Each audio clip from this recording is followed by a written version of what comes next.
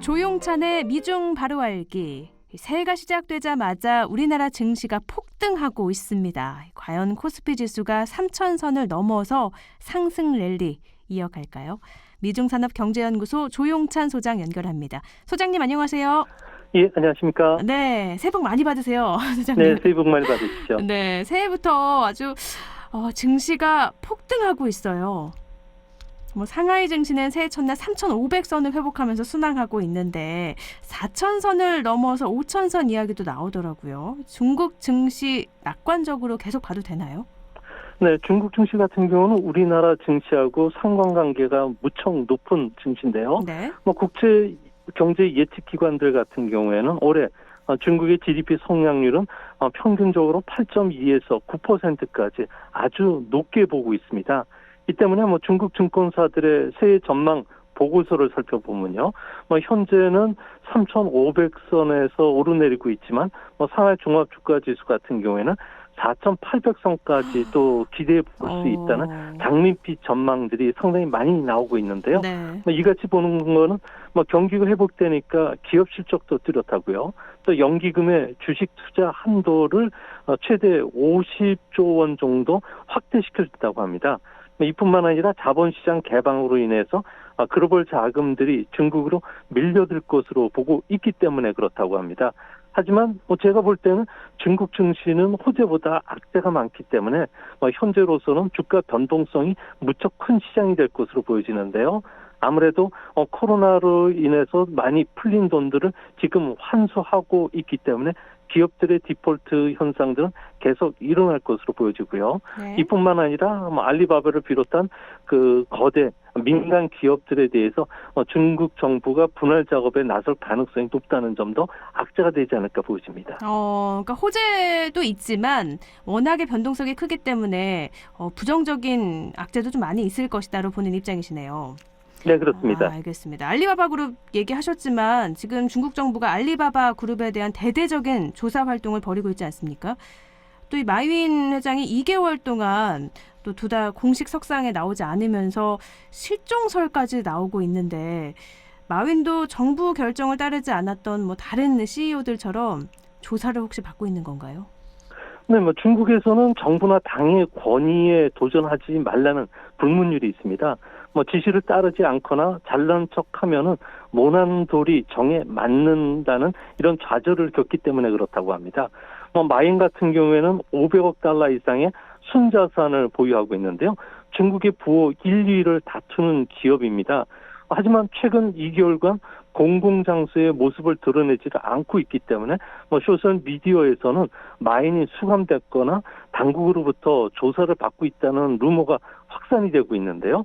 과거 2019년도만 하더라도 유명 여배우인 판빙빙이 장기간 당국의 조사를 받고 모든 죄를 인정하며 국가와 인민의 사죄 드린다는 말을 한 뒤에 풀려났다고 합니다. 네. 중국에서는 상장 기업들의 경영권이 국유 기업으로 좀 이전하는 작업들이 활발해지고 있는데요. 이 때문에 텐센트의 마하등이라든지 바이두의 리에농 같은 경우는 은퇴를 했고요. 또 이에 저항한 안방보험의 우샤오이 같은 경우에는 당국에 끌려가 행방불명이 되기도 하는 이런 사건들이 많았다고 합니다. 잘난 척하지 마라. 모난돌은 뽑히기 마련이다.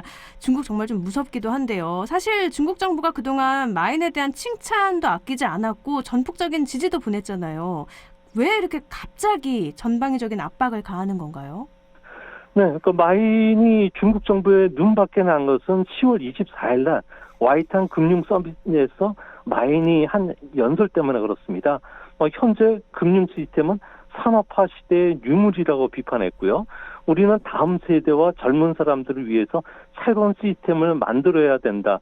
또 현재 시스템을 개혁해야만 한다는 솔직한 비판을 했던 게 시진핑의 분노를 샀다고 합니다. 네. 시 주석의 통치나 공산당이 구축해놓은 금융 안정성뿐만 아니라 국가 신용을 실추시키는 도전 행위로 여겨지면서 괘씸죄로 인해서 사상 최대 IPO도 불발이 됐고요. 이제 앞으로 마인과 관련해서는 독점 금지법 혐의로 조사를 받고 있기 때문에 앞으로도 많은 그 고통과 시련을 받지 않을까 보여집니다.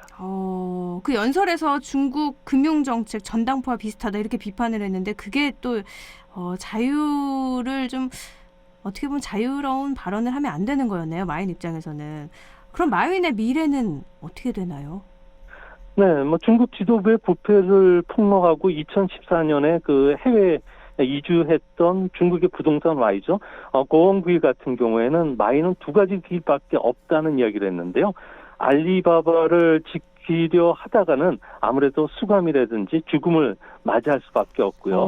뭐 그런 이야기를 했습니다. 네. 또 제가 보기에는 마인같이 국제적인 인물과 관련해서는 뭐 수감시키거나 살해하지는 않겠지만 아무래도 판빈밍처럼 사과문을 발표한다든지 자신이 갖고 있는 3천억 달러로 평가받고 있는 지분을 당에 기증을 해야지만 되지 않을까 보여지고요. 이후에도 손발을 꼭꼭 묶어놓지 않을까 보여집니다.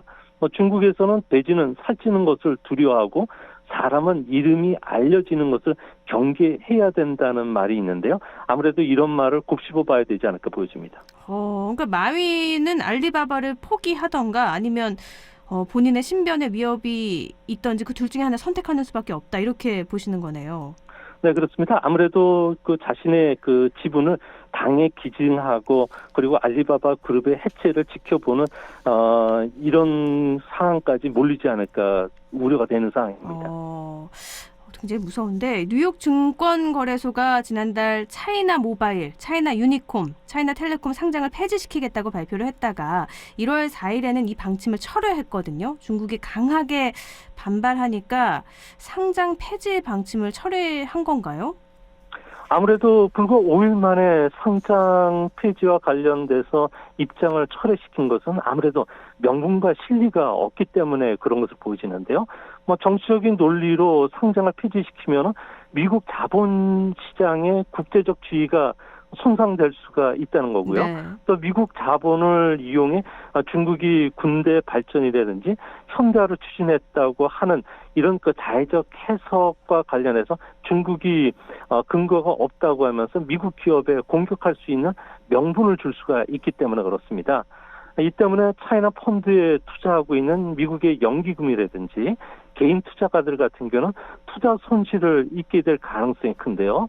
이제 앞으로 미중 간의 긴장감이 더 고조가 되면은 미국 증시에 그 부정적인 영향을 미칠 수밖에 없다는 측면에서 미국 입장에서는 미중 간의 이런 갈등이 전면전으로 확산되는 것을 상당히 경계하고 있지 않나 이렇게 생각이 듭니다. 그렇군요. 근데 이런 와중에 영국의 싱크탱크가 중국이 2028년에는 미국을 제치고 세계 1위 경제대국에 오를 것이다. 라고 전망을 했어요.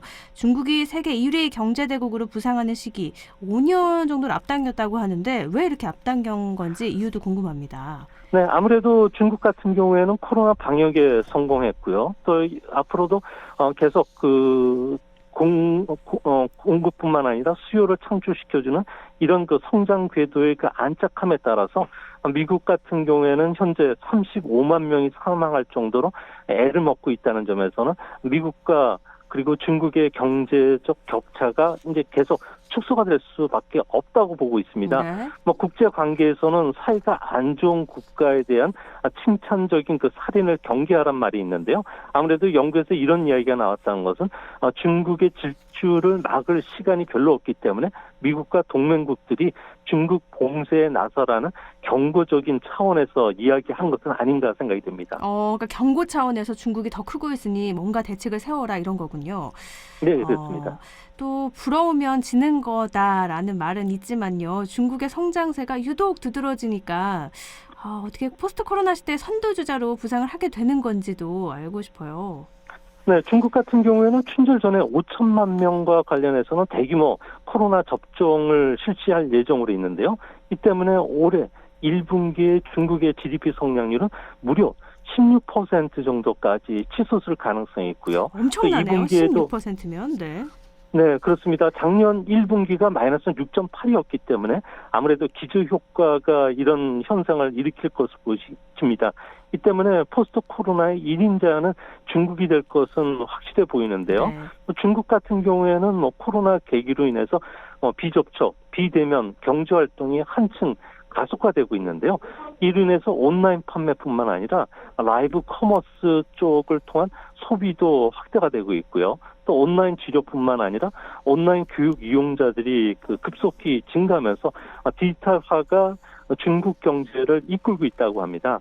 이제 앞으로는 이런 디지털 사회 기반과 관련된 인프라 건설도 확대가 될 것으로 보여지는데요. 올해 6개월 정도 최근 상황을 보면 한 32만 곳의 5G 기지국이 건설되면서 올해 말 기준으로 해서 중국에서는 72만 곳의 기지국이 건설됐다고 합니다. 네. 이제 앞으로 중국 같은 경우에는 이런 기지국 건설을 신흥국을 중심으로 해서 디지털 실크로드를 본격적으로 건설해줄 예정으로 있고요. 또 구체적으로 보면은 알리바바 같은 경우는 동남아라든지 그리고 중국 외의 인도라든지 이런 쪽에 대규모 기업들 M&A나 투자 사업들을 진행할 것으로 보여진다는 점에서 앞으로 중국이 미국을 제치고 세계 1위 디지털 인프라 시설을 깔아주는 나라가 되지 않을까 보여집니다. 네, 우리나라도 라이브 커머스가 뜨고 있긴 한데 중국은 확실히 규모 면에서도 다른 것 같아요. 5 기지국이 12월 말에 72만 곳을 늘렸다고 하니까 정말 엄청난데 이렇게 되면 미국이 중국의 이 디지털 강국에 대한 뭔가 압박 정책을 써야 될 것 같은데 어떤 걸 좀 쓸까요? 네, 바이든 행정부 같은 경우에도 트럼프가 현재 추진하고 있던 중국 웹이라든지 응용 프로그램과 관련된 크린 네트워크 계획을 계속 추진할 것으로 보여지고요. 중국의 디지털 패권과 관련된 중국의 꿈을 좌절시키기 위해서 대중국 압박 강도를 계속 높일 것으로 보여집니다. 앞으로 중국 같은 경우에는 미국과 무역 합의에서 약속한 수입 금액의 50%밖에 수입하지를 않았는데요. 이로 인해서 중국산 수입품에 대해서 제재 기술 장벽을 더 높일 가능성이 있고요. 환율 절상 압력뿐만 아니라 이제는 추방 전쟁, 금융 전쟁, 군사적 충돌까지도 확대되는 이런 전면전으로 나설 가능성이 있지 않나 이렇게 보여집니다. 네, 이렇게 내년에 미국이 중국에 강도 높은 뭔가 제재를 취할수록 우리나라는 반사 이익을 취하는 기업도 좀 늘지 않을까요? 네, 그렇습니다. 올해 같은 경우에는 미국의 대중국 압박 전략의 핵심은 포인트 리턴이라고 해서 복귀 불가능 승부수를 두는 건데요. 지금까지는 화해를 제재하기 위해서 반도체라든지 소프트웨어, 장비, 부품을 공급해주지 않는 정책을 썼지만 앞으로는 중국 인민해방군과 관련된 기업뿐만 아니라 위구르 인권 문제, 홍콩 인권 탄압 문제, 그리고 남중국해 군사기지 건설과 관련된 항공사나 자동차, 전자부품, 전기 회사와 관련해서는 미국뿐만 아니라 서방 국가의 모든 거래를 끊으려 할 것으로 보여집니다. 이렇게 되면은 중국 같은 경우에는 반도체 공급 차질로 인해서 전기 자동차를 비롯해서 신에너지 자동차 그리고 스마트폰, 5G 통신 장비, 가전제품, 디지털 카메라, 데이터 탐용 PC나 노트북의 생산 차질이 일어날 가능성이 크다는 점에서 한국 기업이 그 이익을 고스란히 받지 않을까 생각이 됩니다. 그러니까 한국 기업 측면에서는 미국과 또 중국이 뭔가 서로 갈등이 클수록 반사이익이 오기 때문에 꼭 나쁜 것만은 아닌 것 같네요. 근데 작년에 전 세계 증시가 코로나 쇼크가 굉장했지 않습니까? 근데 또 상승 랠리를 만끽했는데 주가가 이렇게 빠른 속도로 회복이 돼서 불안한 분들도 굉장히 많아요. 올해 주식시장 전망은 어떻게 봐야 될까요? 네, 전 세계가 공이 코로나를 억제하는 과정 속에서 재정 확대 정책, 금융 완화 정책을 썼는데요. 이 때문에 주식시장이 큰 폭으로 상승을 했습니다.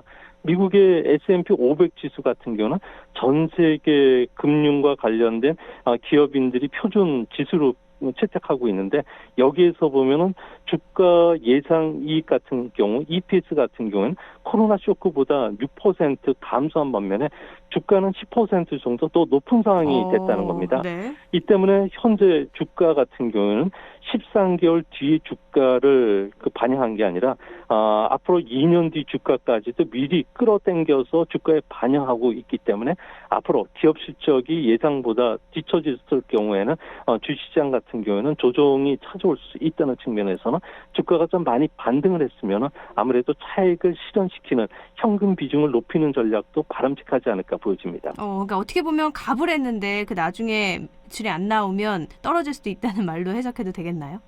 네, 그렇습니다. 알겠습니다. 오늘 여기까지 듣죠. 말씀 고맙습니다. 예, 감사합니다. 네, 조용찬의 미중 바로 알기 미중산업경제연구소 조용찬 소장과 함께했습니다.